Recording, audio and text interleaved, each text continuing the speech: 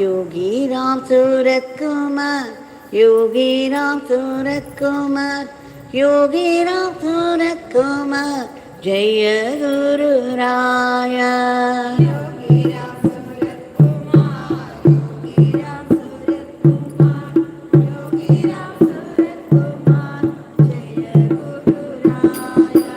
योगी राम सूरत कुमार, योगी राम सूरत कुमार, योगी राम सूरत कुमार, जय गुरु राया। योगी राम सूरत कुमार, योगी राम सूरत कुमार, योगी राम सूरत कुमार, जय गुरु राया। Yogi Ram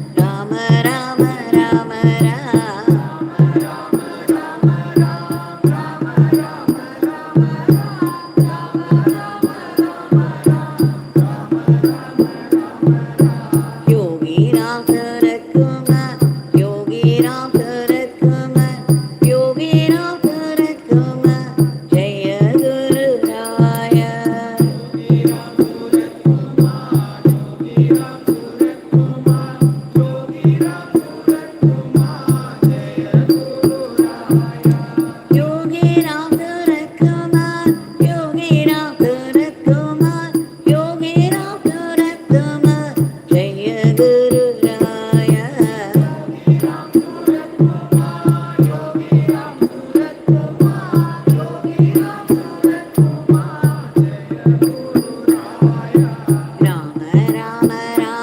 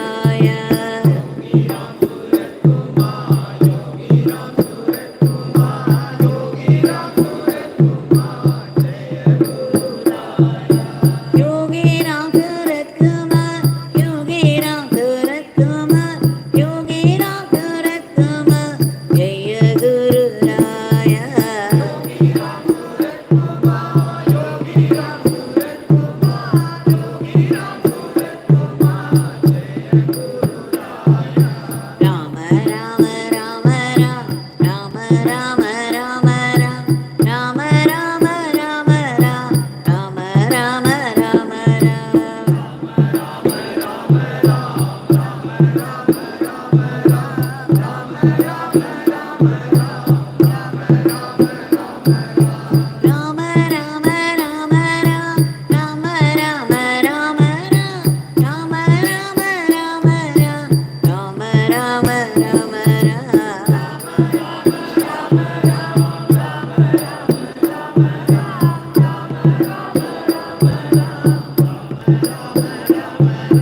Yogi Ram Surat Kumar, Yogi Ram Surat Kumar.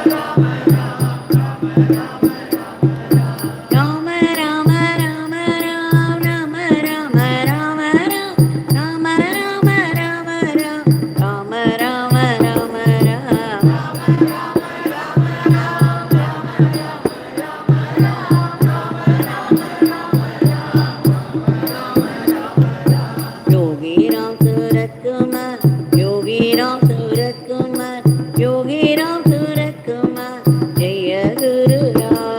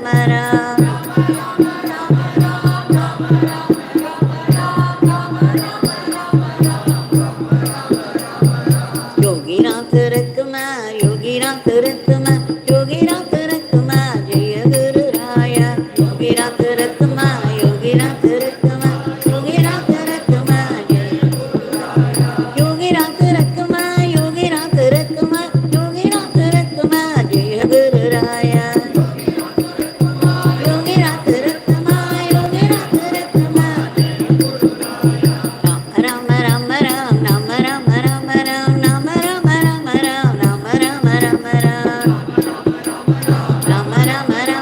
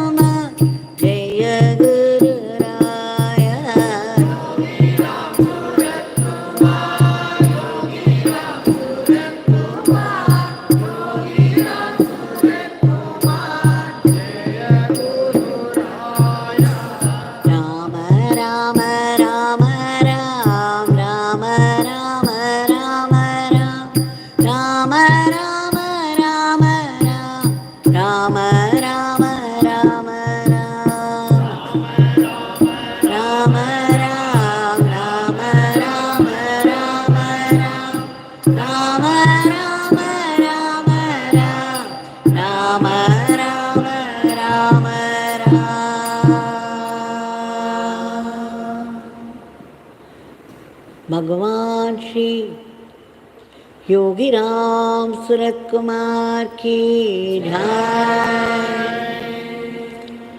सर्वं Yogi Ram Surat कुमारार्पणमस्तु।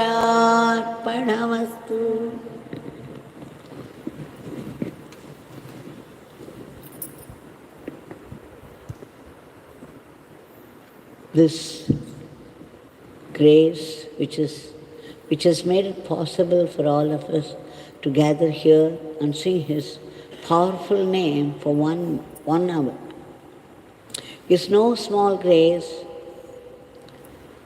and in adoration of this, with deep gratitude, we have offered the Nama lotuses at His lotus feet.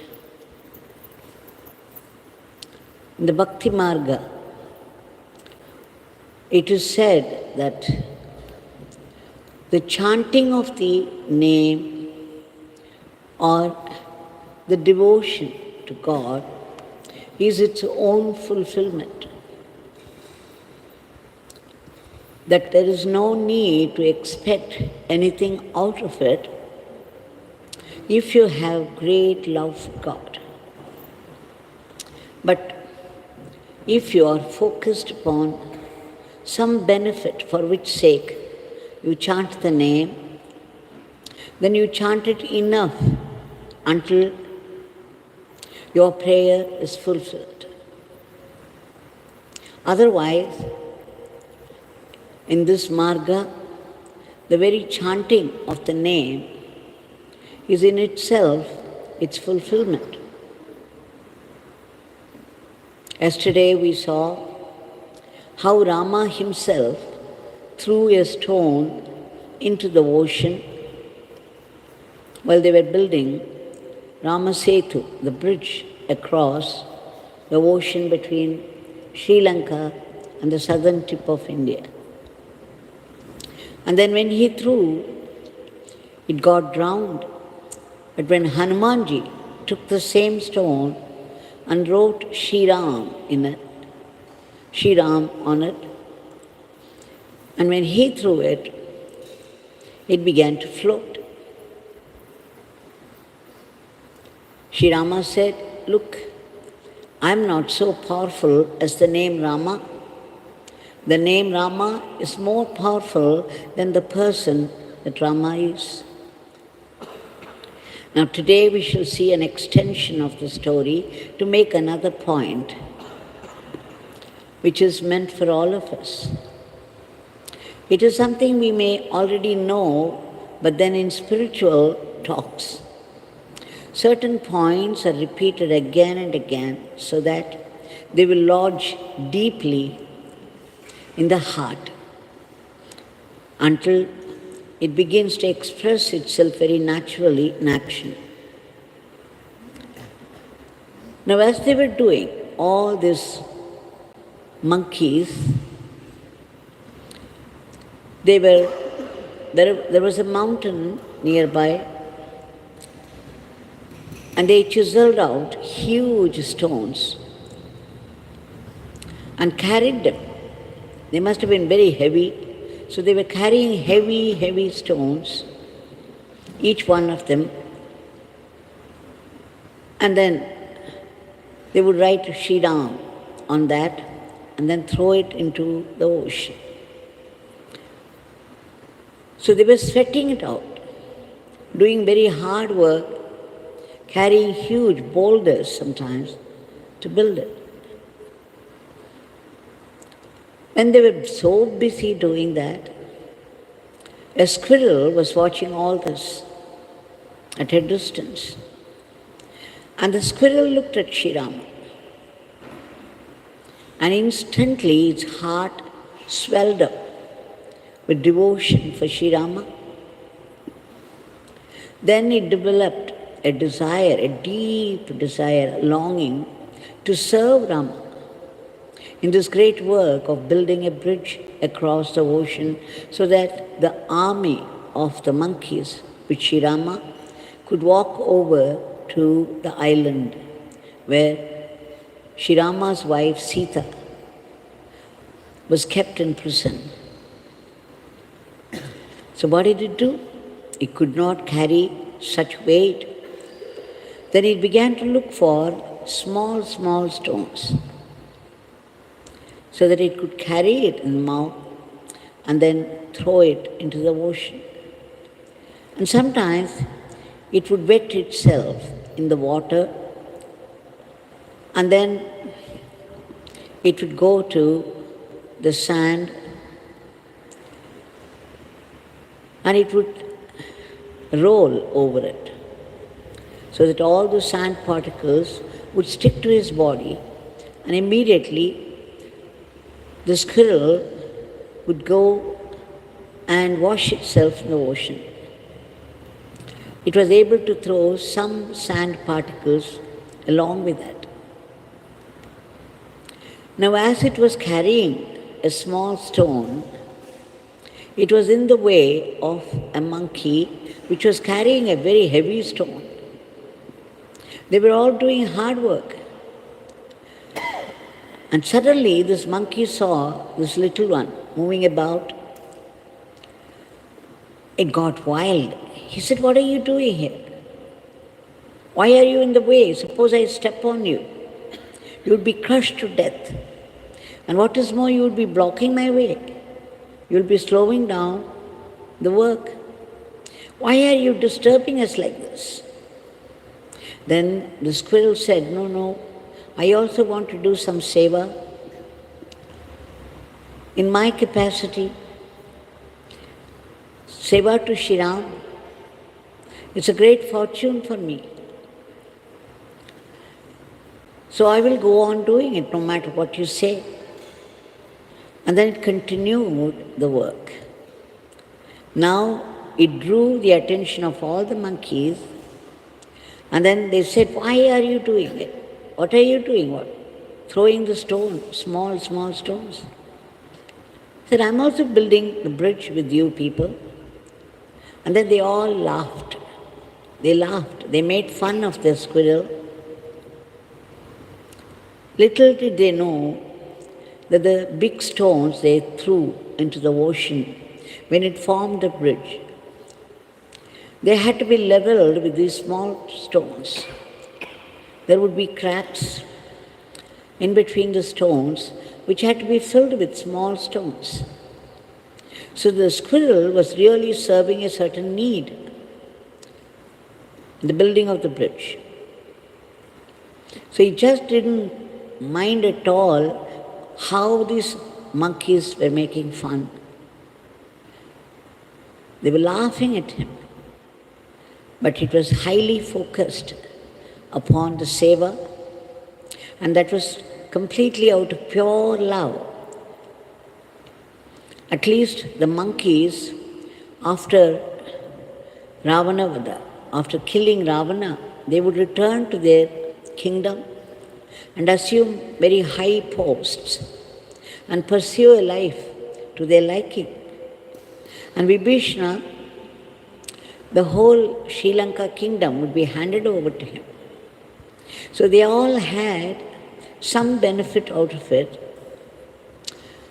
whereas the squirrel did not expect any benefit at all. The very seva, however small it was its own fulfillment. It felt simply happy, joyful at the very little seva it could do for the sake of Sri Rama, for the love of Rama. Of course, Sri Rama was watching the whole show, saw the squirrel doing some hard work despite all the fun that was made. Immediately, he went over and took the squirrel on his lap and began to stroke it with great love. And Rama said, "You have nothing at all to benefit from the seva, and still you are doing it out of your love for me. This is the greatest seva. It's not how much seva that you do and how hard the seva is. It is with how much love that you do and without expecting anything in return. Whatever you do in your capacity, out of love for God, however little it is still great." Sometimes I remember way back in the 90s, the late 90s, Bhagavan would come into the ashram. We would come there, we would drive into the ashram, and then Bhagavan would come and sit there, the bhajan hall. The bhajans would be going on in full swing, very happily sung by those people, by the devotees. And then a little later, Bhagavan would come out, even while the devotees were singing the bhajans. He would come and sit in the inside this Pradhan Mandir, which was being built at that time. Little by little, the walls were all coming up, and there were nearly 100 workers doing hard work in that hot sun. Bhagavan would also sit there, supervising, watching the whole thing, and blessing those people. And then he said to me, "Devki, you see how hard these people are doing, how hard the work is being done by these people. And they are completely absorbed in their work. Whereas those people who are doing bhajans there, their minds are all wandering. They are not fully into it. Whereas these workers, They do not even know much about this beggar, but they are doing hard work, completely absorbed in this. And then he said, this is greater seva to this beggar. So you see how God looks at it. It does not matter how big a seva that you are doing. What matters is your depth of love behind it. And that without any expectation. So we should remember this. Many people come here to the ashram and then they tell me, see, we are all imprisoned in our families, unable to come out. You are so lucky that you are able to spend all your time in the ashram, in seva. You are doing so much and we can't do much about it. And then I would tell them, wherever you are, it doesn't matter that you should be in a certain place to do certain seva. In fact, Bhagavan even said that if you sing this name, the name Yogi Ram Sarat Kumar, you are giving crores and crores of rupees to this beggar. When we went to offer some money to Bhagavan, this is what he said. You people are singing my name. It is the greatest seva to this beggar. And that amounts to giving me crores and crores of rupees. So singing the name is the greatest seva that we can do. And if we can sing the name with love, without any expectations, without any prayer, we would benefit in an enormous way. So let us remember, wherever we are, whatever little seva that we can do, either by chanting his name or just offering all our actions at his feet, saying that I am only an instrument, you are doing it through me. Since I think that I am offering it to you, Bhagavan, kindly accept it. And Sri Rama also pronounced, those who hear the story or read, they will not suffer. There will be no scarcity in their life. So we have this benefit also by listening to the story. Now we should offer our today's prayer. Bhagavan, we beg you again and again, a million times for your immediate divine intervention to bring forth a dharmic normalcy to today's world of violence. So much violence all around. So sickening, frightening, so unsettling. We beg you, the cosmic controller, to bring in peace, harmony, discipline, control, unity into the lives of people so that people live a dharmic life with remembrance of God. Otherwise, people live any way they like and create a philosophy to suit themselves, to justify whatever they are doing. And there are these wars, violent ones, with their disastrous effects. We beg you, Bhagavan, to stop these wars immediately and bring in peace and harmony. We also beg you to bless the whole world so that there would be no thought of war at all, no mention of the word, even the word war, among the countries of the world. We beg you again to keep under control those cruel, killer diseases, the sudden attacks and the violent furies of nature, like flash flood, earthquake, and those devastating accidents. And above all this, we beg you to uproot all the negativities of the human mind, all the asuric thoughts, which are responsible for today's world of violence, which our country people belong to. whatever language they speak, whatever religion they have embraced, everyone, without exception, goes through the effect of their past karmas. And they suffer, agonized over it, and that without help or protection. The law of karma is relentless and precise and unsparing. It doesn't spare even avatars, as we have been seeing some stories recently. But above all this is the costless grace of God. Let us appeal to His compassion and generosity and pray that His grace should reach out to all those people all over the world who have been suffering very badly in some way or the other for lack of help and protection. We also beg you, Bhagavan, to protect all those unselfish people who have been slogging for the welfare of the others from unnecessary, unhealthy, unworthy remarks of criticism and aspersion.